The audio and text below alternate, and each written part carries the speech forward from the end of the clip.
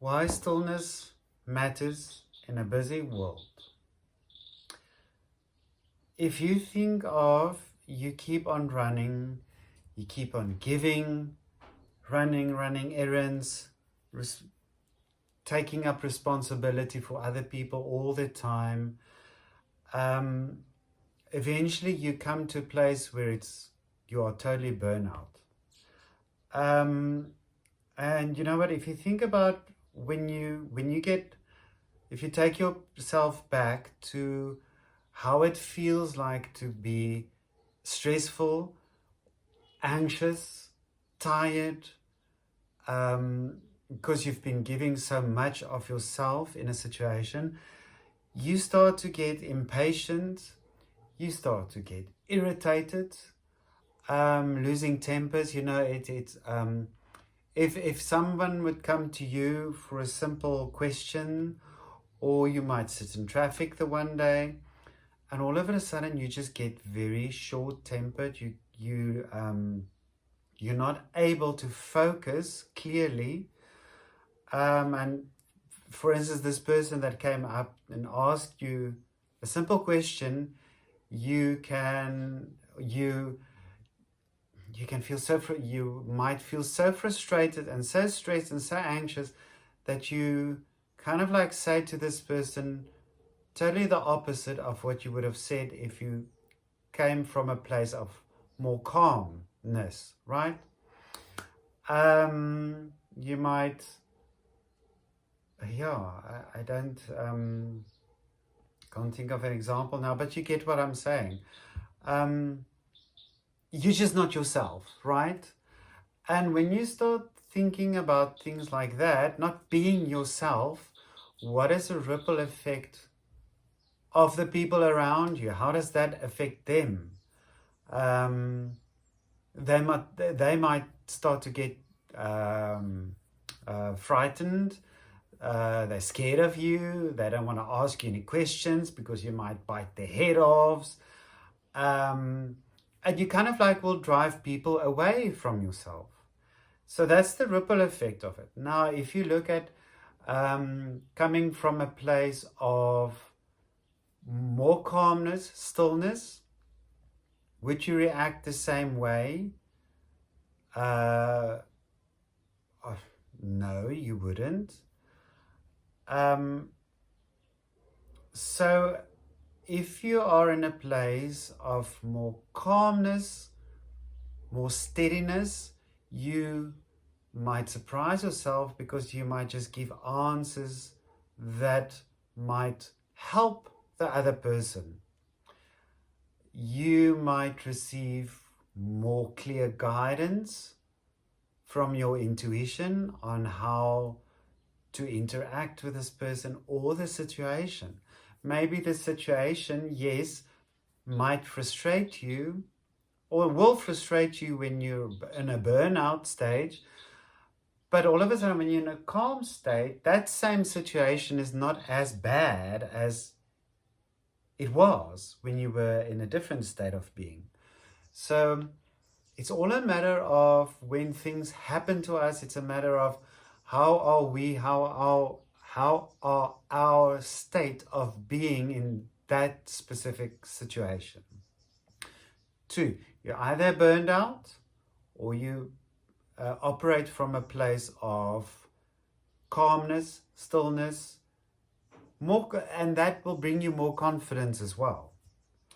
So I've got these 3 simple practices that you can do to bring you in a state. You can do them anyway. The first one is a simple breath that you can do, and this breath you can do anyway. You can maybe, like for instance, if you sit in a doctor's appointment room and you're waiting for your appointment, you get anxious, you get nervous, breathe. So what I want you to do is wherever you are, first thing always is relax the shoulders. Make sure your shoulders are relaxed, right? And when you breathe in and out, don't breathe into your chest, but breathe into your belly. like you're breathing into your sitting bones, your gut, okay? And you can close your eyes. If you don't feel comfortable with closing your eyes, you can maybe stare down on the floor in front of you so that it looks like you're closing your eyes, but you're not. You're just looking down. And then breathing in through the nostrils, not through the mouth. Breathing in and out through the nostrils, not through the mouth. So you're breathing in slow, and your exhale needs to be slower than your inhale, right? So you consciously bringing your breath slowing your breath down, because as you bring your breath, as you bring your breathing slowing down your breath, you become more relaxed.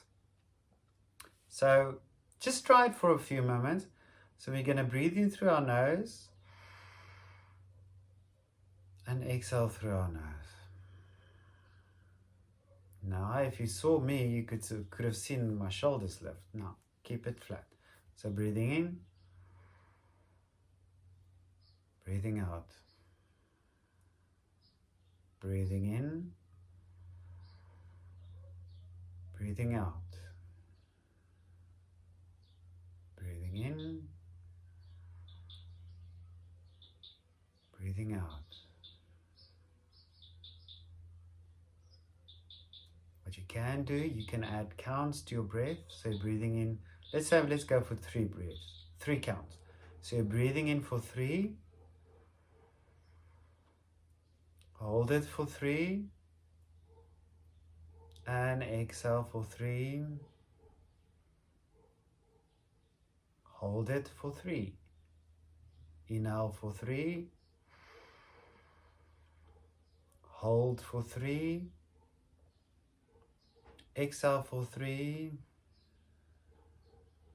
and hold for 3. So you can use that breath method.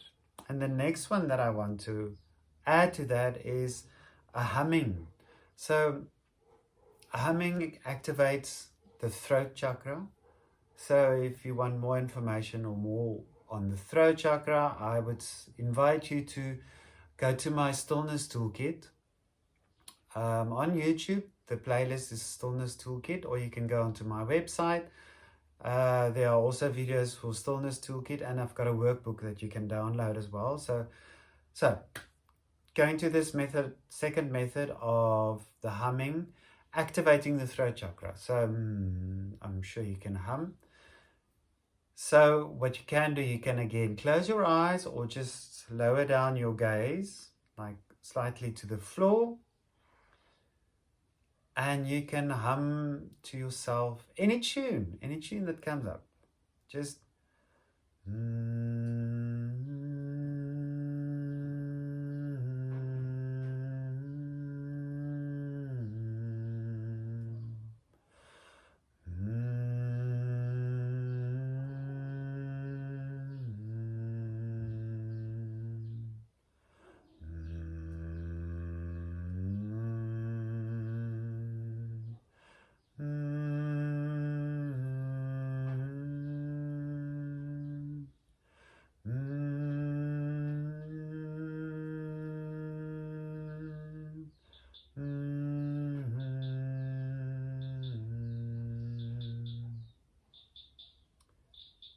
humming works like a charm. And then the last one is a journal prompt where you can actually just take a little book.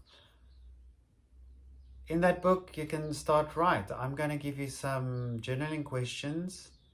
The video below. Caption below. Video below. Caption below. Just a few questions that you can write. It's amazing. So many things come up, because you know what, your mind's so busy with stuff. Once you actually start to write it down, it clears the mind. It clears all of this stuff onto paper. you close the book and you go on with life. So there we go. 3 easy practices that you can do anywhere. And if these practices resonate with you, join us in my membership, Pilgrim of the Path. We do these practices so much more in depth, as well as other subjects as well. But yeah, so if one of these 3 practices really called you to go further, I invite you to join my Pilgrim of the Path membership.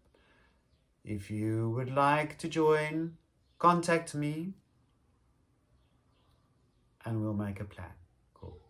Take care of yourself and I hope to see you very, very soon. Bye.